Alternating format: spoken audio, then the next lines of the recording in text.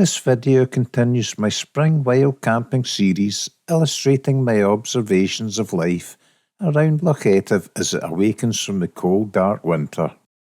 When the clocks move forward to British summertime, I prepared a flat base in an out-the-way bay to pitch my tent and spend several nights camping, watching spring arrive firsthand.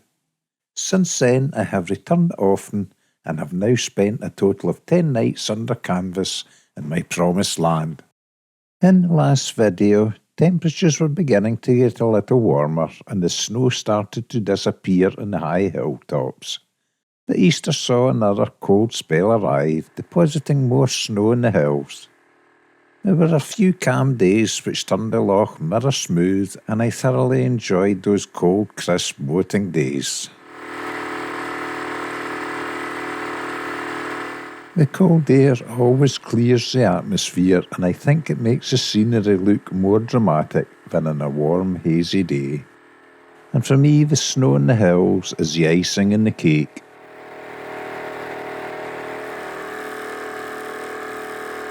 There's still very little sign of any growing greenery in the scenery, as it's still displaying winter colours while perfectly reflected in the water's surface.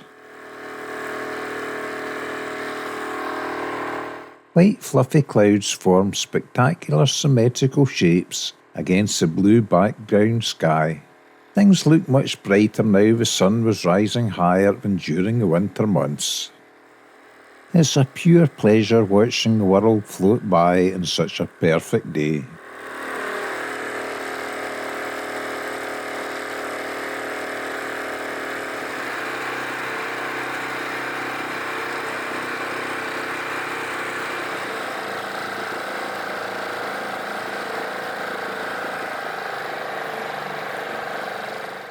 I landed at my little out-the-way bay, but I had no plans to stay this day. I was only out to check my flattened area was still smooth. The campfire area was clean after the high tides carried the burnt bits away. I had a coffee, then continued up the loch on my own way, even though I confess I longed to stay.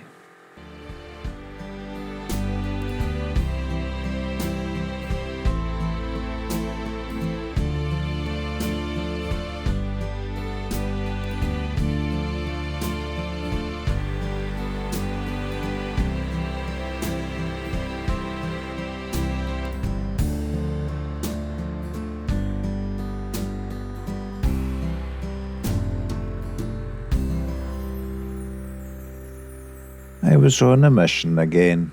My plan was to clamber high in the hill and visit the wooded valley where my friends the sea eagles live.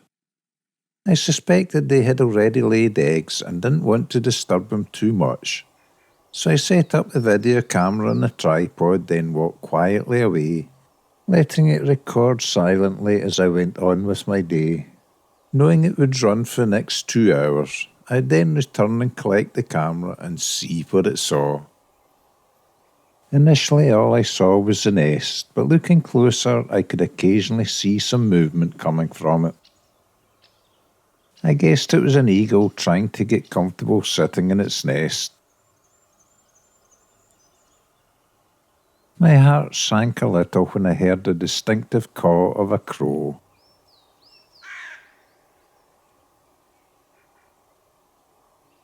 I know a crow is very fond of eating other birds' eggs, and what better or bigger meal than an eagle's egg? I felt helpless as I watched the crow land and then appear to jump into the nest, as I felt sure it would not do that if Mother Eagle was at home. Not that there was a thing I could do, as I was not even there as the camera recorded these events. The crow then reappeared and became quite vocal, as if scolding someone or something.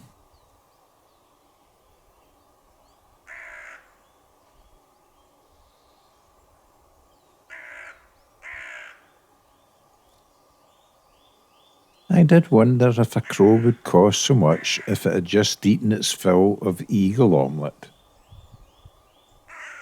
So little hope returned to me as the seemingly disgruntled crow then flew off again. and I was delighted to see a very small part of an eagle head appear at the edge of the nest, indicating that Mum was still sitting in her eggs. The cheeky crow had just been trying it on. I returned to the camera, inserted a newly charged battery and another memory card, then left it to run for another 2 hours. Nothing could be seen for the first hour, but eventually Mother Eagle must have been feeling a little stiff, so moved around a bit. I gasped from surprise seeing how big she looked, as her nest is around 2 metres in diameter. I should add that I'm recording with a 20 times zoom lens, and I'm around 200 metres away from the nest, which is also around 40 feet up a tree. The camera is left running at ground level, so little chance of disturbing the birds. It only takes a second or two to set up the camera, and then I walk away and go about my day, until it's time to return. I don't have the patience to sit watching a nest, as there's very little to see, well apart from a few seconds every 2 hours or so. However, I do appreciate and really enjoy these serendipitous moments of eagle life when I review the footage.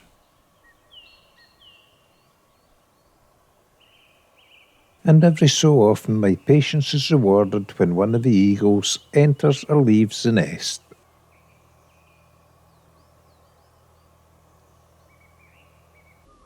In this instance, Mum gets up for a stretch before flying off.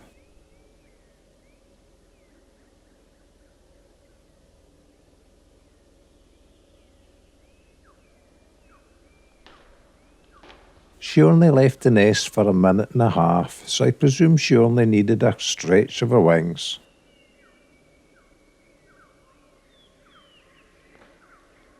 And these clips are the only signs of eagle life at the nest in over 4 hours of recording. But I was delighted with the footage and returned home a happy man. I returned a week later and set up the camera once again. This time not zooming in quite as much, as I wanted to capture more of the eagle's flight. This is a smaller male bird landing beside the nest.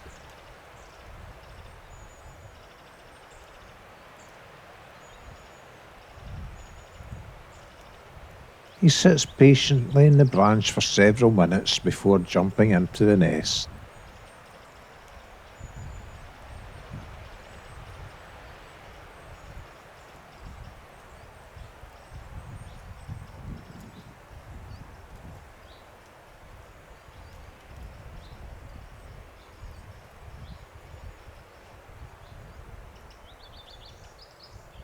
A minute later, the larger female gets up and flies out, which proves the male takes his turn at sitting in the eggs.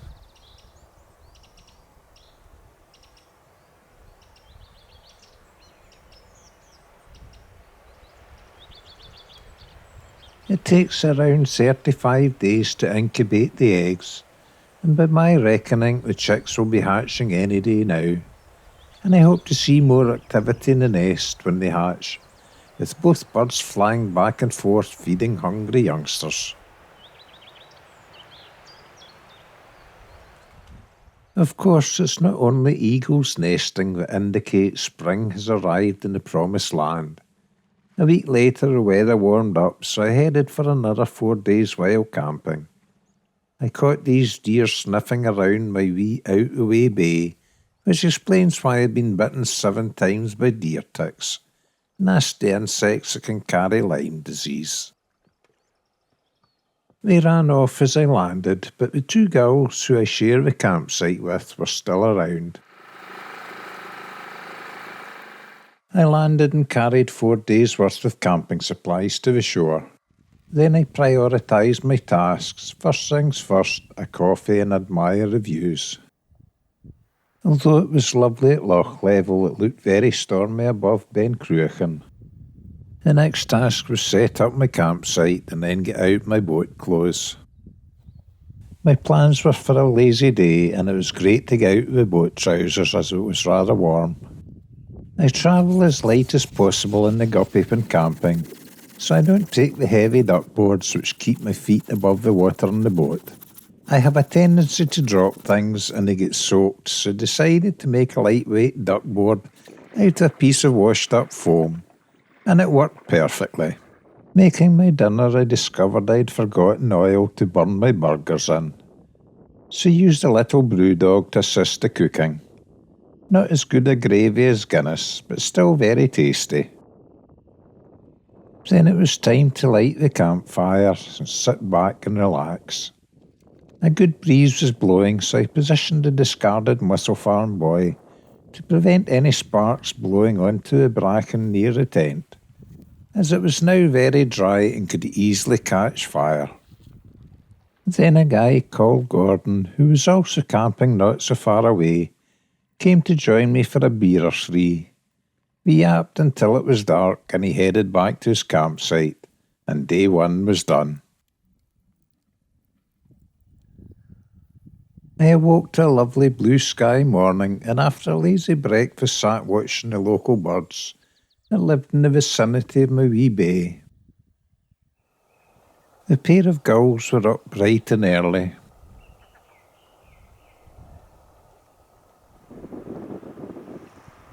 A couple of new birds had appeared in the block. Both were waders, a curlew and then a smaller bird with a straight beak, which I think is a godwit, but as I'm no bird brain I can't be sure.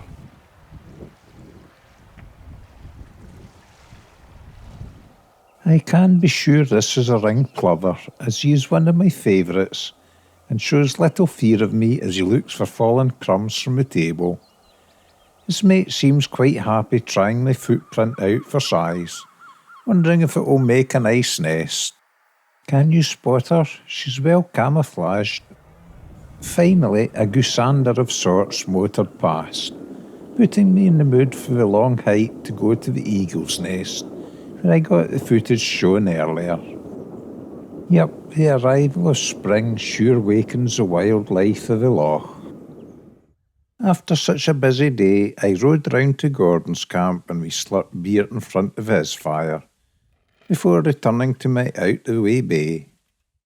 Gordon kindly sent these photos of me rowing home, and day 2 was done. The forecast for day 3 was strong winds, so I decided to go hiking instead of boating. I had heard tales of a fabled loch high in the hills. It was that far away it was seldom fished, and as a result was full of large brown trout. I just had to find out if this story was true. Of course, when I first heard about the loch, there was no road and hiking was hard. A couple of years ago, the road was built to allow a small hydroelectric scheme to be built in the outflow of the loch. I appreciate we need electricity, but does it need such a large road? Trees were cut to make room for the road, stacked and a pier built, presumably to ship the trees out, but 3 years later the timber is now rotting away, and there are piles of it. At the same time, the cost of wood for building projects has gone through the roof. It's a strange world indeed, even in the promised land. It was a lovely hot day, and I paused for a drink from the loch's outfall. I knew I still had a long way to go to reach the loch. I was thoroughly enjoying the exercise of walking the hills along a rough road the width of a highway, and eventually reached the small dam that this part of the road was built for.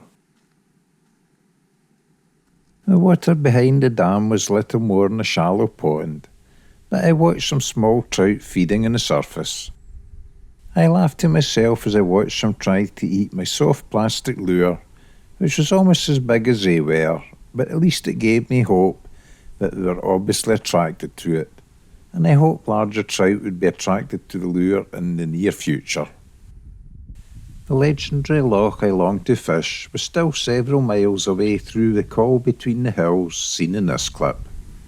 Without the road, walking was becoming difficult until I stumbled across an old stalker's path and things became easier again.